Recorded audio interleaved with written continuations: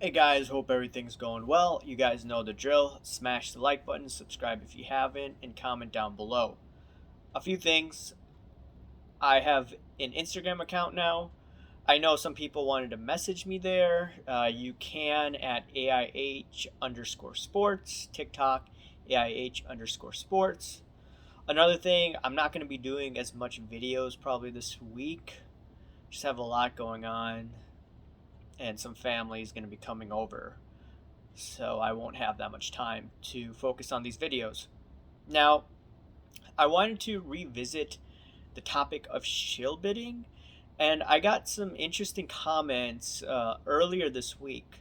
While I may get some moronic comments, sometimes I get really, really great comments. And that's why I say everyone should comment down below. Sometimes it gives me ideas for videos, just like this one. Now, what is shill bidding? And the reason why I'm getting into this, by the way, is because of what happened with PWCC. So, what is this? I got this from The Sun. It's a newspaper. I think it's a foreign newspaper. I think Australian. You guys can correct me if I'm wrong. And I wrote it down. So, what is shill bidding? It is a form of auction fraud. And how eBay defines it: someone bids on an item to artificially increase its price, desirability, or search standing. And eBay really doesn't crack down on too many people. So, what happened with PWCC, one of the biggest vendors out there or clients out there, it was really strange. And I'm going to go over some incidences of shill bidding, and I'm going to comment a little bit of what I think about all of this. Okay, in March 9th, 2001, there was shield bidding that was charged in about 2002. It was about $1.3 million worth of it, and it was regarding glass. So there were a bunch of individuals, I think a few actually, that were involved in shield bidding some glass that was in demand. So vintage glass. I didn't know people bid on that stuff. Regardless, is $1.3 million. People were arrested for that. Granted, that was close to 20 years ago, but still it happened. All right, now going back to what I was saying earlier, March 9th, 2001, there was $450,000 worth of shill bidding that was busted. It went on from October 1998 to May 2000. So once again, charges were levied. Also, going into the sports hobby, there's this one guy, William Mastro. There's a comment on this in one of my videos. I never even knew about this. But in the 2000, he had this auction company that was popular, and he was indicted, from what I read, you guys can correct me if I'm wrong, 20 months. He was sent to jail for 20 months. That was the ruling. And one of the items that was involved in Hanky Panky was this Honus T. Wagner T206 card. And this individual failed to disclose the card was trimmed. There was also incidents with apparently Elvis Presley's hair. I don't know. This is just what I read. And also the 1869 Cincinnati Red Stockings trophy. So there was alleged fraud in that. And so, yeah, people have been arrested in this hobby regarding shill bidding. Now, recently, there's this one used car dealership. They've been accused of shill bidding on these used cars. I never knew people shill bid on used cars. That was news to me. It's a company called ACV. Once again, they were accused, so I need to be careful in what I say. Also, one of the articles that I read, is going back to 2004, was there's $90,000 worth of artwork.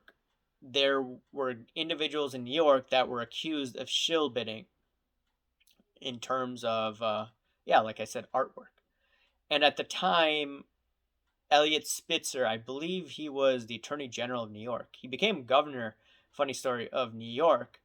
And then he got busted in a prostitution ring, from my memory.